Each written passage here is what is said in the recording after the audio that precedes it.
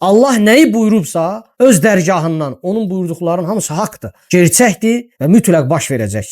Və həmçinin Allah insanı başlı başına buraxmayacaq. O deməkdir ki, ona verdiyi ömür haqq hesab olunacaq. O ömründə nə qədər əməllər edib, nə qədər salih əməllər, xeyir əməllər edib, Allah onun mükafatını verəcək. Mütləq Allah yaxşı əməl edənlərin əməlini zayi etməz. Allah adildir və ədalət sahibidir. Yaxşı əməl sahiblərinin mükafatını uca Allah mütləq verəcək. Və eyni zamanda əgər insan günahkardırsa, günahlar üzərində yaşayıb, Allahdan başqasına yönəlibsə, Allaha ortaq qoşubsa, Allahın haqlarını ayaqlayıbsa, əmirlərinə qarşı gəlibsə, mütləq Allah Teala onun da qarşılığını verəcək. Zərrə qədər edilən xeyir əməli Allah qarşılığını verəcək, eyni zamanda zərrə qədər edilən şər əməlin qarşılığını da Allah verəcək. Əgər insan günahlar üzərində, şirk üzərində yaşayıbsa, Allah Teala açıq-aydın bildirir.